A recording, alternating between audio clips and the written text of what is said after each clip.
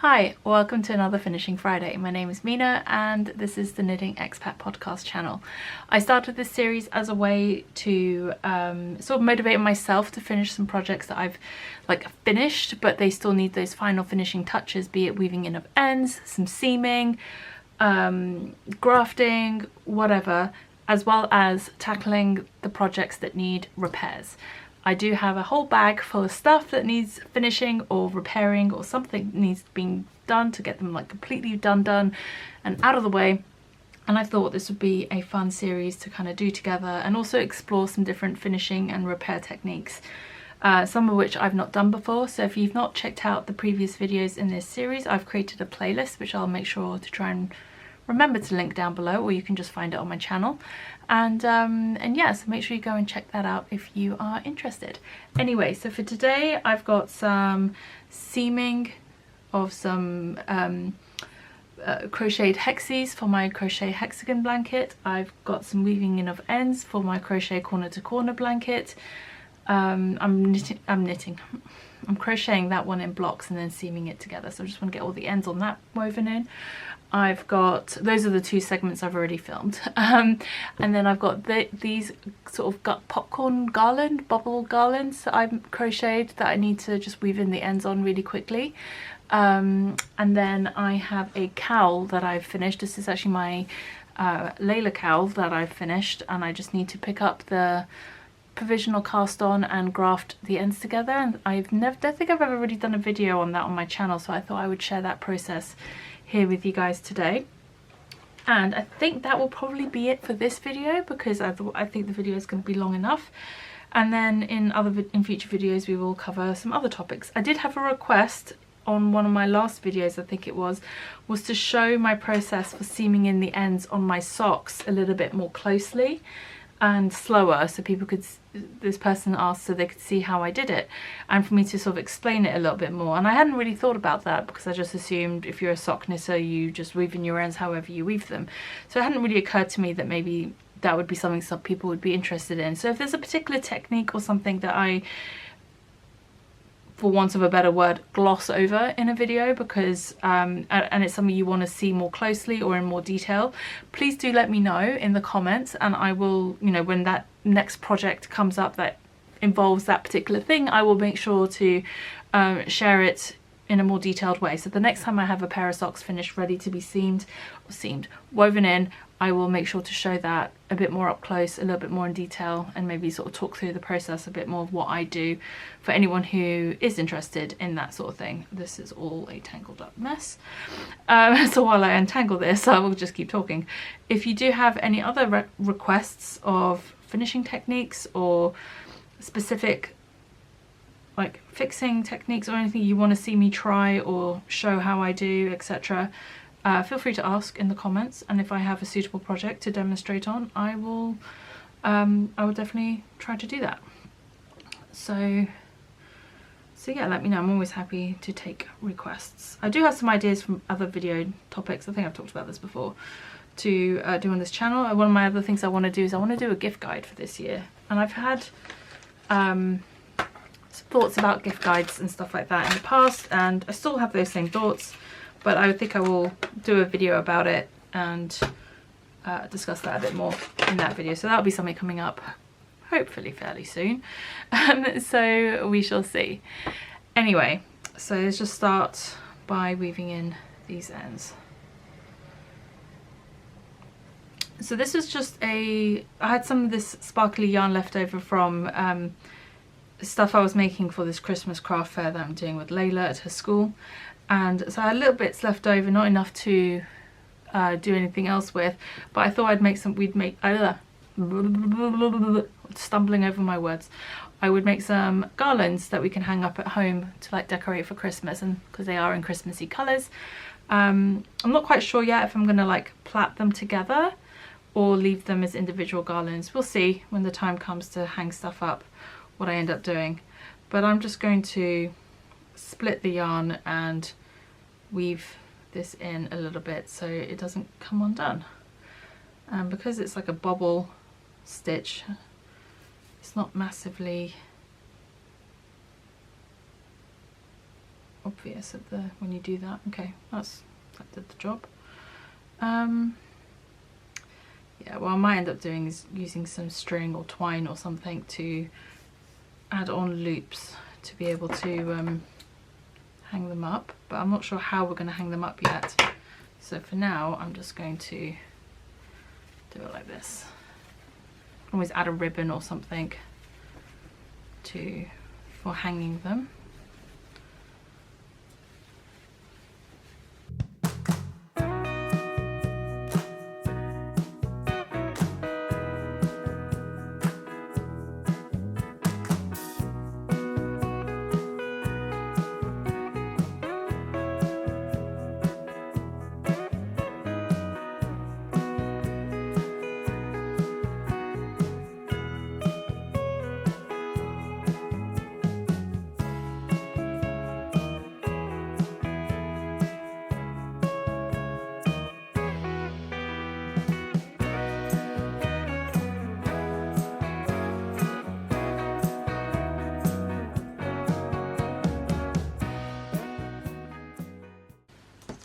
Alright, so those are done. That was fairly quick and easy, and that can go into the pile of Christmas decorations for later. Alright, so next up I'll plop in the clips of the other bits I've already filmed, and then I'll catch up with you on the other side. So I have 24 blocks here.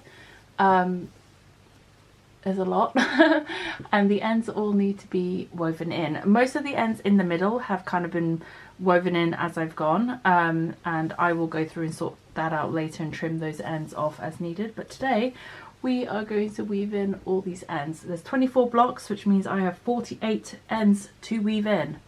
So grab a cup of coffee, a tea, a drink, whatever you drink, and your projects, and let's dive into it. I will probably speed this up just a little bit, put it to some music so we're not here all day.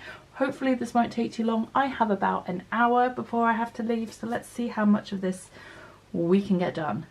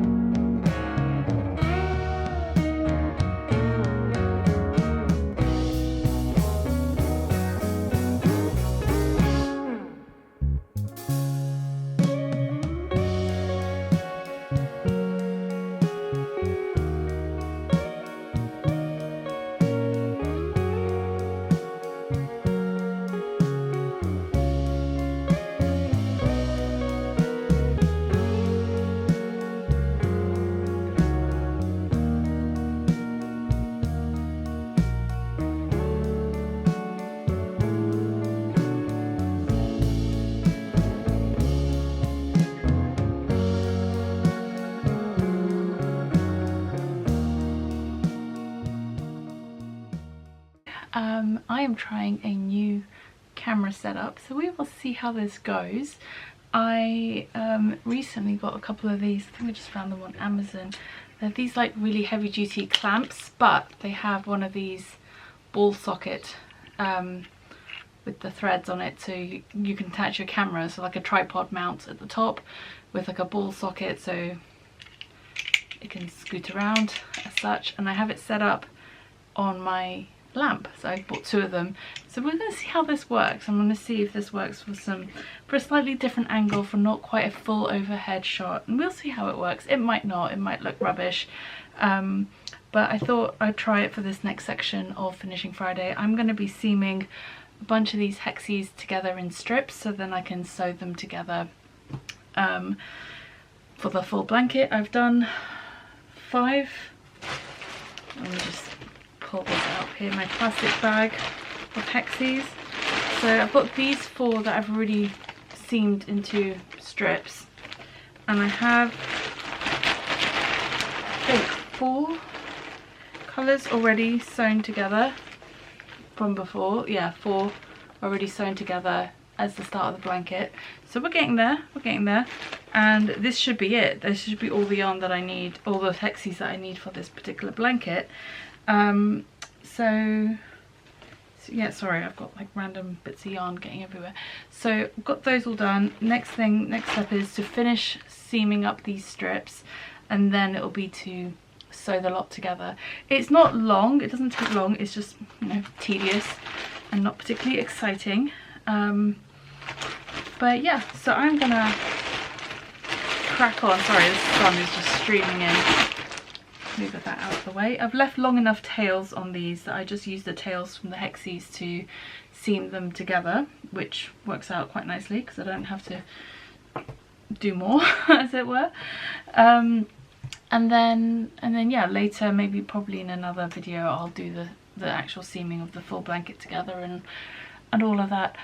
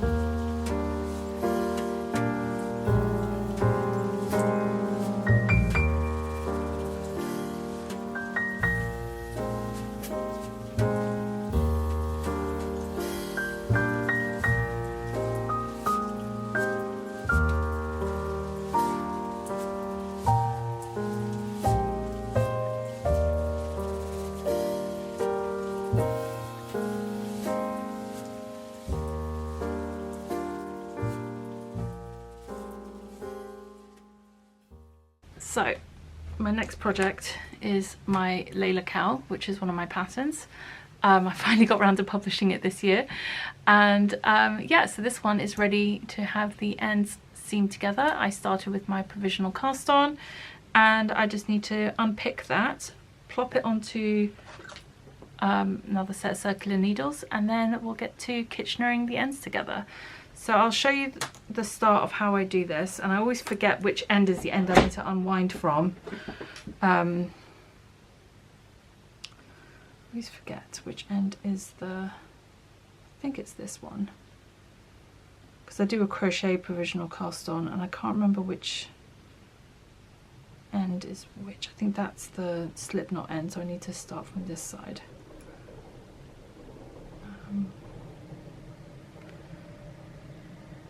Is that right? Oh, there we go. Okay, I was at the right end, I just for some reason wasn't doing it right. Okay, so I find it easier just turning it around, having essentially the wrong side facing me, because then I'm picking up the stitches going from right to left, and that feels more natural to me than to try and do it this way. So I just do it this way, and the first few stitches are a bit tricky, just because with this pattern there is like a cable right at the beginning. So just pick up each of the stitches as I go. I don't worry too much about making sure they're not twisted or anything. That's something I can fix after. I just want to make sure I don't drop any stitches. So actually what I tried to do is to get my needle through the stitch before I've even undone the provisional. Sometimes that works, sometimes I have to do it again. Right. Let me zoom you guys in so you can see a bit better what I'm actually doing. That might be helpful.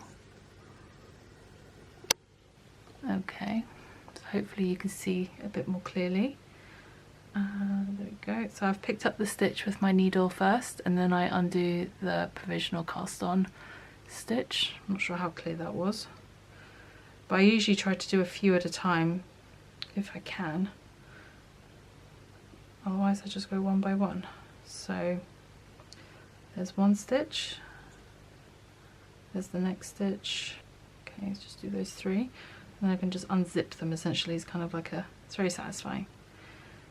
Because this pattern has cables on like the second row of the pattern, you'll get to a point after a few stitches where there's essentially a cable, and so the provisional cast on can get a little bit twisted, but it's fine if you just take it one stitch at a time. Oh, sorry. You can see what you're doing. Apologies if I go off screen a little bit. I'm just trying to look at my work and not realizing if I'm going off camera. So here again I've got another cable section, so I've just got to just go carefully and slowly, there's no rush. And you can always pull on the provisional cast on to try and get the stitches a bit more obvious. Let me see what you're doing. It really helps to have a contrasting colour yarn to your project yarn as your cast on yarn, your provisional cast on I mean, because then it makes it really clear what's what.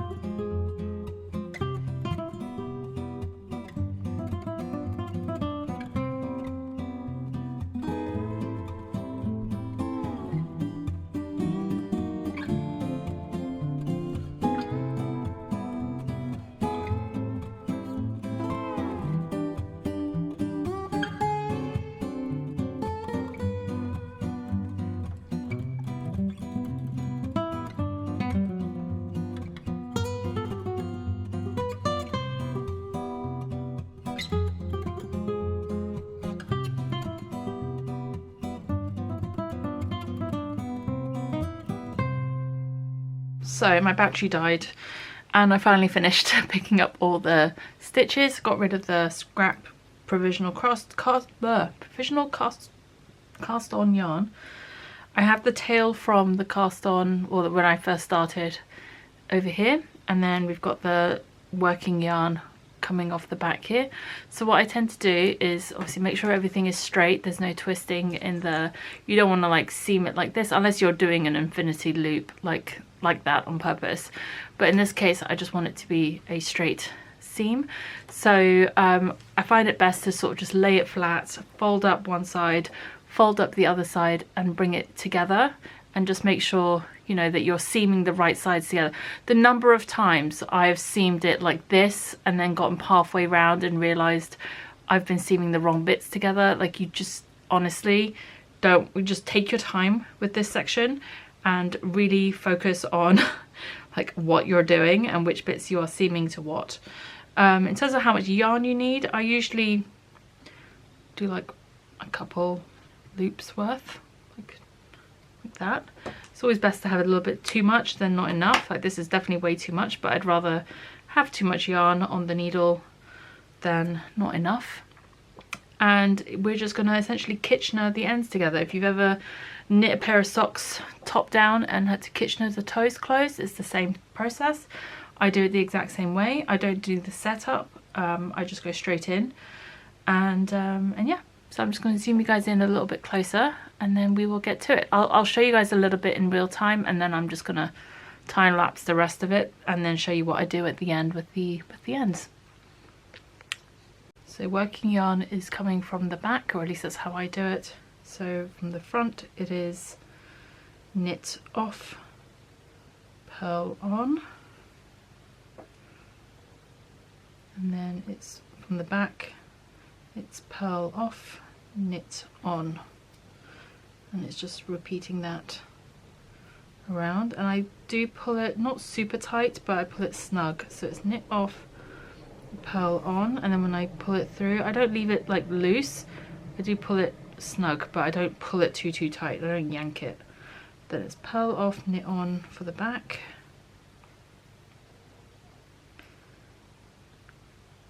knit off, purl on. Ooh, got the loop on the needle. Then it's purl off, knit on,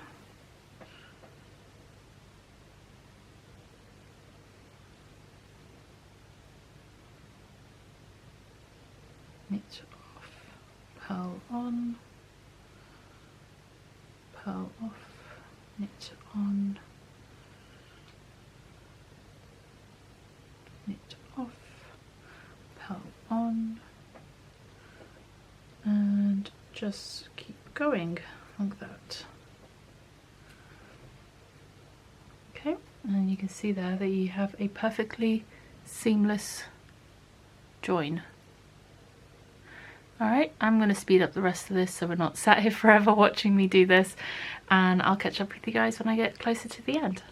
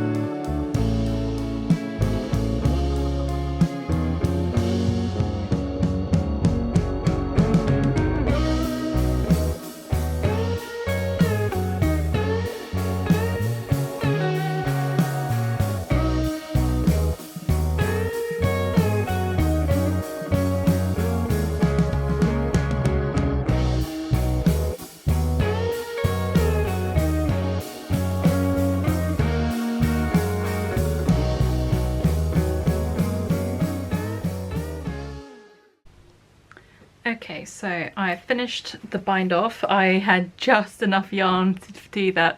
Probably should have cut a little bit longer just to be safe.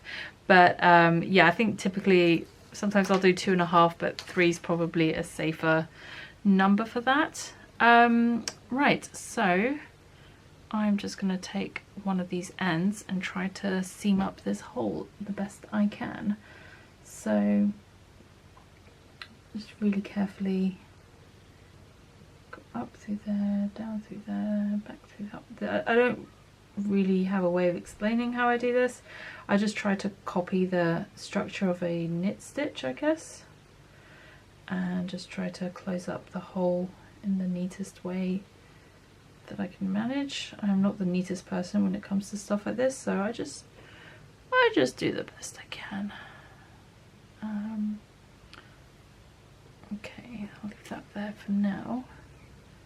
Actually, what I might do is just tie a cheeky little knot, and then that will get buried on the wrong side.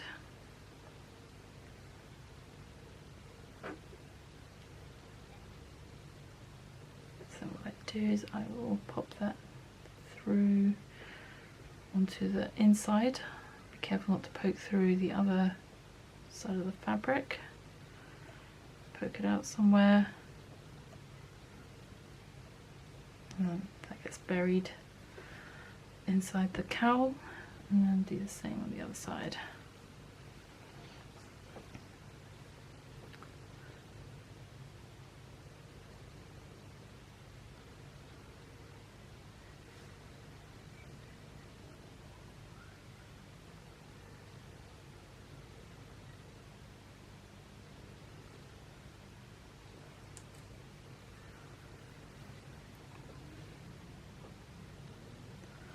So yeah, that knot has been completely buried into the cowl, and I can just trim this end off, and that's now hidden in there as well. Okay, so let me zoom you out a little bit. There we go. So yeah, there it is. It's all done, and I can only tell where the grafting is because there's a slight difference in colour of the yarns along here, and the tension's just a little bit funky at that spot, but generally it's a fairly seamless finish. I mean, it should be. It's a Kitchener stitch, so it's creating a row of knits, but like I said, it's just because my personal gauge when doing the Kitchener stitch compared to when I'm knitting is slightly different, but this will just come out in blocking and then you really won't be able to tell. Like I said, I think the biggest giveaway for me other than tension is the slight change in colour of the yarn, because there's 2 different skeins. And yeah, but that's it. Cowl is all done. So that's it for today's video. Thank you so much for joining me, and I'll see you in the next one. Take care. Bye.